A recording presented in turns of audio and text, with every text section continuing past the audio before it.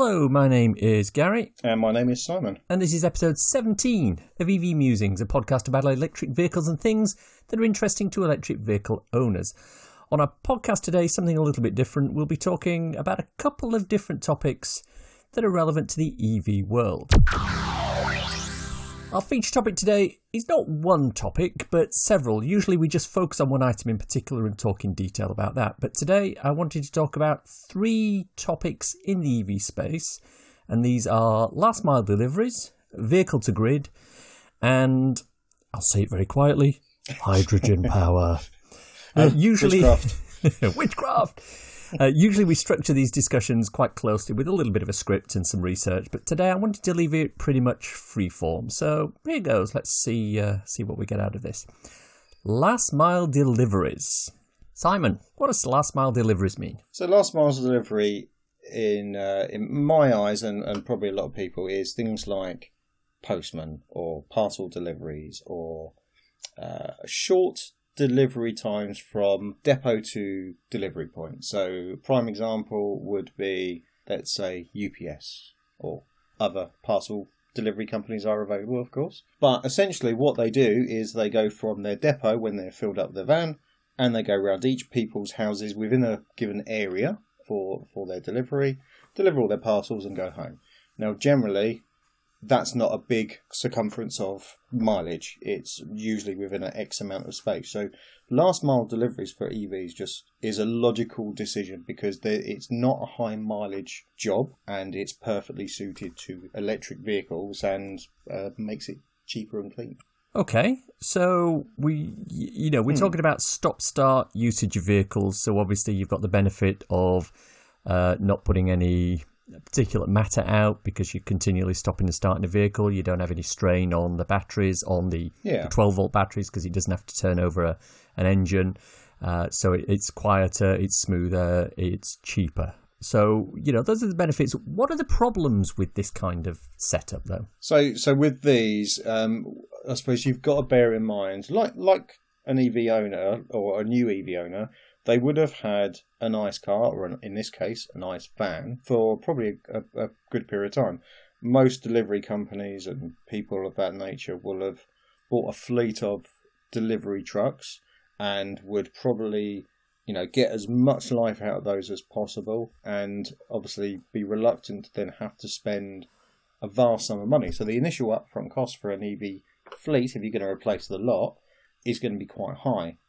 If you maybe ease them in, that will be better. As the vans kind of, I suppose, become problematic or a point where they're due to go back to whatever hire company. But yeah, the initial hire cost is probably one of the key ones for that, and that may stop some of the delivery companies coming into that. Now, the associated thing that goes with that is the underlying infrastructure. So, if I take the example of the company that generally comes and delivers around here, which is the infamous white vans, DPD, they seem to be up and down my road 2 or 3 times a day. They will all come from a specific depot. I think the nearest one to me is somewhere over Reading way. Now, the issue that a company's going to have if they want to go to electric is they have to have a way of physically charging up the fleet. So let's assume DPD have 20 vans that are at that particular depot. Yeah. The two options are they go out and use public charging, and in that particular area, as you and I know, because that's where I first met you, isn't it, in Reading? There are quite a few fast chargers out there which they can use. But in the big scheme of things, a company like DPD or an Amazon or a UPS, they're going to want to have their own infrastructure on site. And that's where you start to get another cost that's associated with this, which is you've got to be able to put the chargers in, and they've got to be sufficiently powerful to deal with the whole of the fleet that needs to be powered up every night. So that's not cheap. No, it's not cheap. I mean, I suppose the way I would see it, and again, this is still not a cheap option, but like I said, if you've got 20 vans, put 23 to 7 kilowatt charge points in your depot. Now, obviously, that comes associated with initial upfront cost, then is generally offsetted against over the course of X amount of years. There's still the power consumption to be done. Is the building sufficient to be able to cope with those? Do they need additional electrical works to do that infrastructure? But that will generally be. I'd hate to see last mile delivery trucks rocking up at every like fast charger and stuff and literally taking over the network of Reading and other places like that. But bit of a disaster that would be, wouldn't it? Oh, it'll be shocking. It's like, yeah, we'll do last mile delivery. Yeah, you won't be able to use any public charger now. Back in the day when I used to be a milkman and drive my very first electric car, which was an electric milk float, we literally we come back from our deliveries, we'd all plug in, and bearing in mind these were massive lithium acid battery type stuff, and we'd plug them in at night, and there'd be 20 or 30 of these things at a peak, and it would come in the morning and they'd all be charged. So it's no different. It's just that back then, that particular thing was made for that purpose. So they started with electric milk floats, and they had the infrastructure there as part of that. And unfortunately, there's going to be an initial outlay in costs for people to go electric. But you should really start to see, there should be, I suppose, government incentives to make sure that they can do this cheaper. If they're generally going to push in that direction, which is the right thing to do, there should be an incentive to do that. I agree. The other thing, the flip side to this is, of course, yes, you've got a fairly high upfront cost, but what you're offsetting that against is the fact that you're not spending a lot of money on fuel or diesel, which is generally the thing that the people like DPD and Amazon use. So what you would have spent on diesel to keep a fleet running to do all that mileage, you're now spending on electric, which is going to be a lot cheaper. Yeah. And because you're in a vehicle which has, 2 moving parts rather than 230 moving parts, the maintenance costs for that are going to be a lot lower. So there's an offset at that level as well. So yes, there is a big upfront cost, but over a short to medium term, that then gets offset with the savings that you make as a result of going electric. Yeah, indeed. So, what sort of vehicles are we specifically talking about when we talk about last mile deliveries? I suppose, like we mentioned before, mostly, what comes to mind is post vans, delivery vans. But, the other things are things like inner city taxis, but also cargo bikes, which are now in place in certain countries. So, short distances, delivery, stop-start nature that you would see, like you said, you see DPD going up and down your van, a couple of times a day. Generally, he'll be doing that in every single street or most streets in Reading. And one of the things that this brings into, especially if you look at inner big cities like London and specifically Amsterdam, is something that's starting to take off in the industry, which is e-cargo bikes. And the benefit of those, basically what you're looking at is a normal, quote unquote, a normal electric bike that has either a small trailer on the back or an attachment on the front that allows them to take quite a large amount of the smaller type of packages.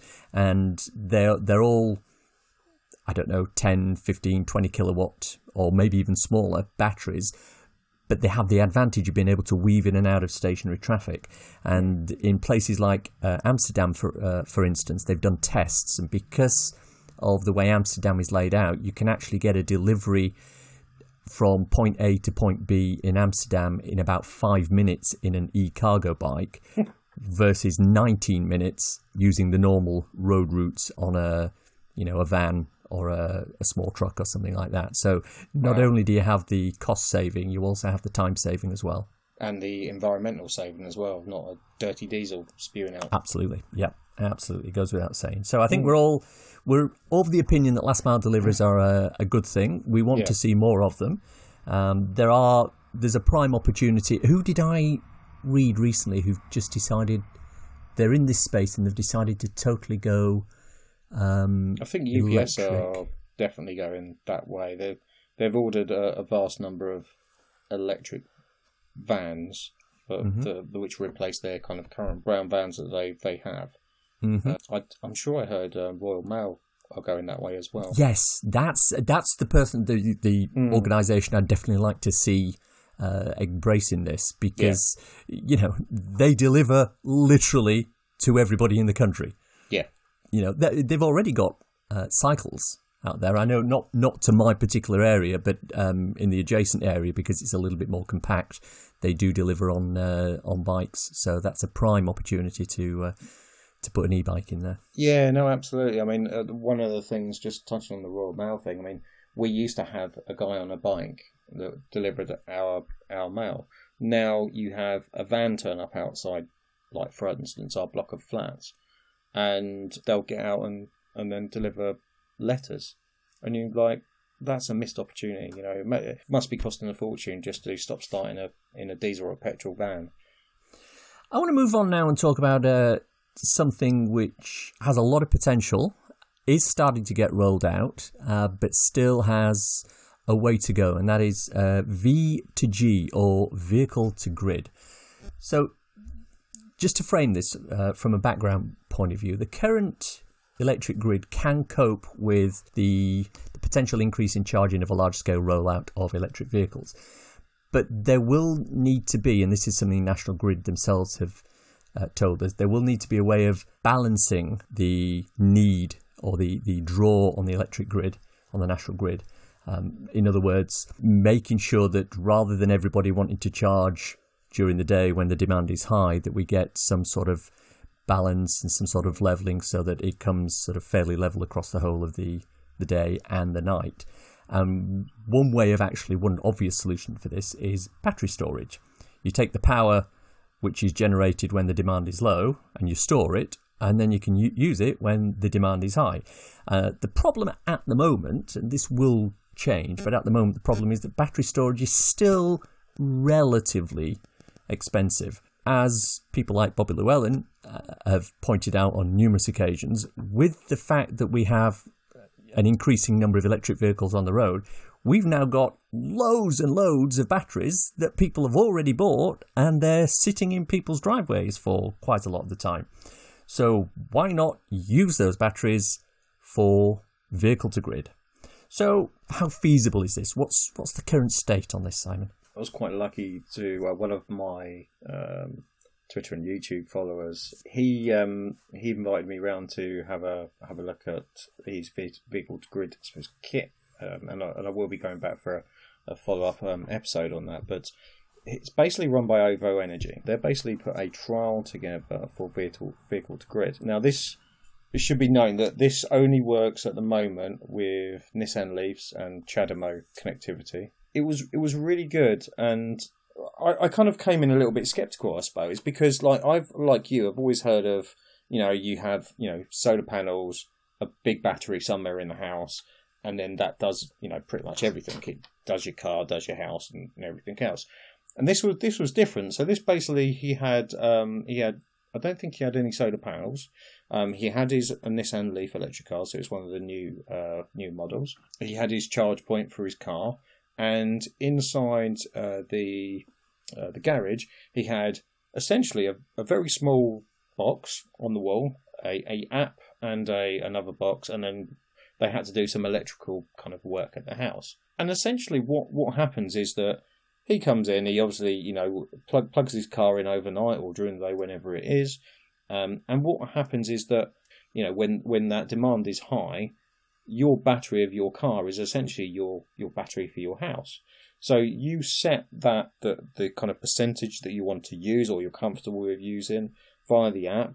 You then can determine what you'll take from the grid, and you can determine how much you have left in the car for, if you want to basically just get in it and drive. He's a retiree, so he's at that point where he's probably going to be plugged in probably more so than most people. But the principle is the same. We already know that a vast majority of people during the day, their cars are just sitting there doing nothing. So you've got, like you said, you've got these potentially have all these battery operated cars that could be plugged in and utilised for your house. He said to me, I think it was one Sunday he'd had, they'd obviously cooked the Sunday lunch and used all electric on that.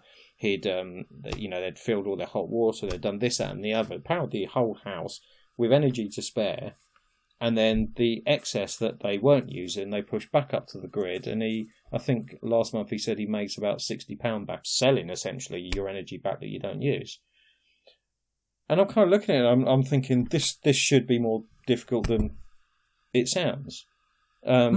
But with this little box on the wall and his connector in his car, and you essentially just got to forget that car is a car. It's just a battery with wheels, and it's no different to having a battery in your garage, like a Tesla Powerwall or whatever it may be.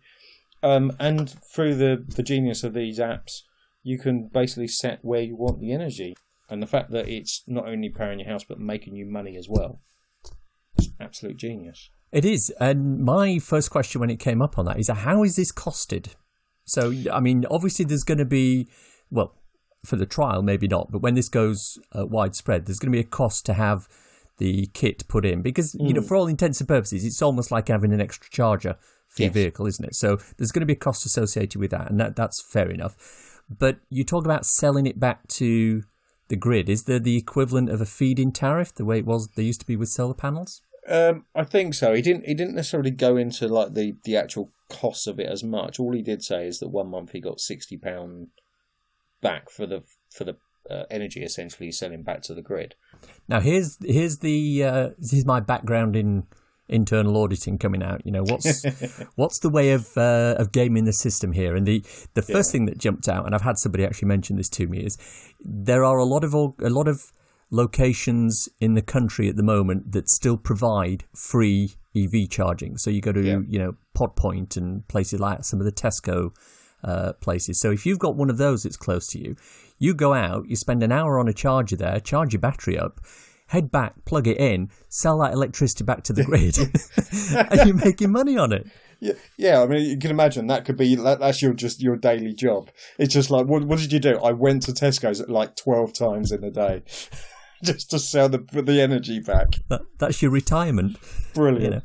Now, the other issue, obviously, with this is at the moment, as you mentioned, the trials and the technology that are currently in place are focused very much towards the CHAdeMO charging standard. Yeah. I was listening to the Fully Charged Live conference, the talks there, and the guy from Holland, I forget his name, we'll put it in the links, was saying that he runs a load of, I think it's Renault Zoes as sort of like hire cars in presumably Amsterdam or somewhere like that. And they've managed to get some AC versions of this. Right. Okay. So, yeah. So they've now managed to get AC set up to do vehicle to grid. So that has a lot of potential as well if it is decided that they're not going to go ahead with CCS. Charging. Why they wouldn't, I don't know. There could be technical issues as to why that can't happen, or it may be that on the current version of CCS that's not going to happen, but in future it may be. But can you imagine if every car can use AC, so you put one of those in, and rather than using the CHAdeMO protocol to go back and forth, it will use the AC protocol to go back and forth. So that's another barrier that's been broken down to stop this getting more widespread uptake. Yeah, I mean, I can certainly see if OVO's doing it, I can just see so many other companies jumping on this. As we start to build more new houses, this should come in as standard. So you get solar panels and you get a vehicle to grid charger built in on all new, I was going to say all new houses, all new dwellings, definitely all new houses where you have the ability to have an allocated parking space. I think that should be something that comes as standard. Yeah, definitely.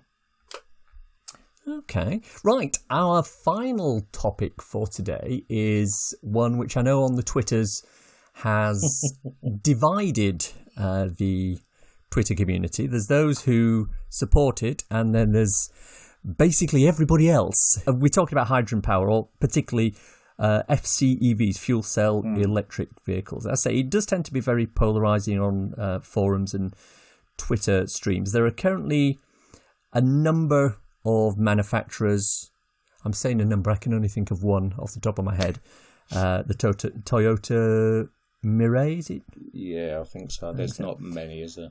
And there are even fewer fueling stations around the world. Quite a lot of them are based down in California. It's very easy to dismiss it because, there aren't many cars and there aren't many fueling stations and et cetera, et cetera. But you put yourself back 5, 6, 7 years, looking at electric vehicles. Yeah. And they were expensive, and there weren't many on the market, and there weren't many chargers, and look how that's come forward. Yeah, you kind of took the words right out of my mouth for that. That was exactly what I was going to say, is that, you look at the way that this is being treated now, and, I'm not against it, I'm not for it. It's new, it's something different. And we had you're right, we had the exact same thing with electric cars. It clearly worked for some people, but it just wouldn't have worked for me at that time. And I think if this does take off, it will be exactly the same. I don't know, I'm sceptical just because of the nature of it and the complications in it. I think hydrogen for powering vehicles is a good thing. I don't necessarily think it's a good thing for personal use. Yeah, like big vehicles, like buses and lorries and things like that. Yes. Yeah. Let's just go through a couple of pros and cons as to why we think it might not be good for a household vehicle, a family car, for example. The pros, as far as I can see, for hydrogen is obviously it's quick to refuel. It takes about the same length of time as refueling a fossil fuel car at the moment, and the infrastructure can be put in place where we have the existing fuel stations at the moment. Not necessarily all of them, and there is a cost associated with that, but you don't necessarily have to go and produce or find a whole new type of infrastructure location to put these in. You can go into, BP can use them, Shell can use them, Esso can use them. They can put, as they've done in certain locations, you can put a hydrogen fuel tank in, and people can fill up in exactly the same way as they fill up their fossil fuel cars at the moment. Now, the cons to it, as with fossil fuel, is actually quite a dangerous liquid. It needs to be kept under extremely high pressure, which in itself has implications for the design, the engineering, the containment of the pressurized stuff. Currently, in order to produce hydrogen, you need to use fossil fuels to actually do whatever process. A lot of it comes from splitting water basically into hydrogen and oxygen and then taking the hydrogen off. But they do that using a lot of fossil fuels. Now, that's something which I think as we go forward and the amount of renewable energy that is in the grid, as that increases, I think that the usage of fossil fuels for creating hydrogen will decrease. I don't know whether it'll go down to zero, but I think it will definitely decrease. So I'll put that in the cons column, but I'm quite happy to say over time that won't be a con. The other one of the cons is it's not actually a very energy dense type of product. If you compare the amount of energy you can get out of a notional gallon of fuel, and then the same amount of energy you can get out of a notional gallon of hydrogen, it's nowhere near as good. And you still need to have a battery in the car for the fuel cell to actually power up so that you can actually turn the engine. So, in the big scheme of things, you've got something that's dangerous from a fuel point of view. You've got something that uses fossil fuels to create it. You've got the need to have quite a lot of it to get the same amount of power as you would out of a battery, and you still need a battery at the end of the day. So there's quite a lot of cons and not a huge amount of pros. But when you take that up to an industrial level, so you're looking at heavy goods vehicles and buses and coaches and ferries and things like that. Yeah, that makes sense. It becomes a different thing, because you would get dedicated hydrogen locations feeding those rather than needing public infrastructure. Yeah, if you're coming in, like let's take ferries for example. You're coming into a port, and while they're doing the turnaround in whatever they're doing with people or cars or whatever it may be, then they'll be fueling up with that stuff at the port. I had a thought that why people think that hydrogen is so clean is probably because when they're using the fossil fuels, they're probably using that clean coal stuff. Trump's famous clean coal, yes. So that's got to be the reason why people like it so much. Joking aside, the one of the things I didn't actually put down as a pro is obviously when you burn hydrogen, the byproduct is water. Yeah. So literally that's all that comes out the back of the tailpipe, should we say. So it's emission-wise, it's good. It's good if you don't count the emissions needed to create the actual hydrogen itself. Yeah, exactly. And I think that's where a lot of the I suppose I don't want to say spin because that's the wrong word, but that's where the advertisement comes for hydrogen, in that, you know, they always focus on that zero tailpipe benefit. And like you said, it's not the stuff behind it. Now, obviously, you know, we've had the same conversations around EVs, but the amount that EVs use in comparison is very minimal. But I mean, the first two cons for me, you know, dangerous liquid, needs to be kept under high pressure. Those two things instantly raise alarm bells. Well, that's right. I know that in the US particularly, they have had a couple of issues over the last few weeks with hydrogen. I think somebody will correct me on this, obviously, but California ran out of hydrogen for 3 weeks. Yeah. They had no deliveries to any hydrogen stations for about 3 weeks. When they did get deliveries, I've seen one picture of, I think it was either 6 or 7 Toyota Mirays waiting to queue. Yeah. Now you imagine 3 minutes per refuel. And did I not hear somewhere that you then have to wait a few minutes for the actual pump itself to reset or to repressurize or something like that? So it's 3 minutes between each pumps. Well, you think about it, you know, you've got 6 of those at 6 minute shifts. That's 36 minutes. You can charge up an EV. About 20 minutes. Yeah, it's ridiculous. And did I not also read that Toyota is selling off Mirays and they're giving $15,000 worth of hydrogen for free on a $20,000 or $25,000 second-hand car? So they're really behind the product. Is basically how we say it. You know, it's like they love it so much they're giving you money. Yes. So it doesn't look good at the moment for hydrogen, but as I say, I'm willing to sort of take a step back and go, yes, at the moment there are issues. At the moment, things don't necessarily look good. At the moment, there are still people pushing hydrogen for family cars. I don't necessarily think it will get there. I mean, there is the very famous infographic that keeps going out, which shows that, you know, for every kilowatt of power that you put in to an electric vehicle, what percentage of it actually ends up being used versus the same thing for hydrogen. And it's something like 86% ends up being used in the EV and 13% ends up being used in the fuel cell because of the losses in making the hydrogen and storing the hydrogen and pumping the hydrogen and then turning it into electricity, etc. Yeah, so there's a lot. know, it's a very inefficient process. But as I've said a couple of times already, I think when you start to look at wholesale usage of it for mass transit, I think there's definitely a market there in the future. And I think that's a good point to finish up and move on. So let's wrap up by seeing if there's some cool EV or renewable thing you've come across that we can share with our listeners. So yeah, his mine is a new house. Have you moved house? No. Oh. Unfortunately not. I'm still in a flat, and I still have to put the cable down the third floor flat to charge my car. This is something actually was really interesting. I came across it.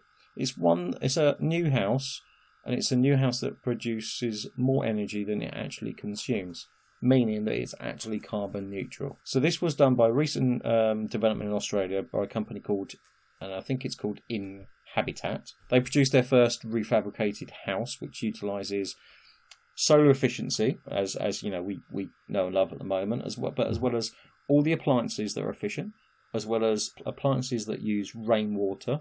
So that deals with all of your kind of water supplies, and it gets reused and filtered and everything else. The actual product itself, or the house itself, is made out of recycled materials and stuff. So the whole house is essentially self-contained and off-grid. Check out the link in our details below. But the house shows what's possible, and not just sticking to the normal, right, we need to build it with bricks, we need to put this kind of gas boiler in, we need to, not put solar panels on there, we need to not put the vehicle to grid stuff in there, but it's all the other stuff that you are starting to see pop up with new startup companies that are building these type of houses and making that a self-sufficient green carbon neutral house. It's not just slam anything in, and actually a lot of the houses are cheaper than what you would pay for a proper house over here. I'm very much in favour of these, and I would love to have one myself. One of the things that I have noticed about a lot of the examples that I've seen is they all tend to be, and again, correct me if I'm wrong, they all tend to be predominantly in warm areas. And yes. If you're going off-grid, that's obviously the best place to go. What you don't want to do is to be off-grid and having to heat a house in somewhere like northern Canada. Or, some of the American Midwest states where it drops down to very, very cold in winter. Yes, obviously they do build houses like this in places like Sweden, as you just said, Scandinavian countries, using eco-materials and green building standards, etc. But I'm not totally sure a lot of those are 100% off-grid. But it's something I would like to see, definitely.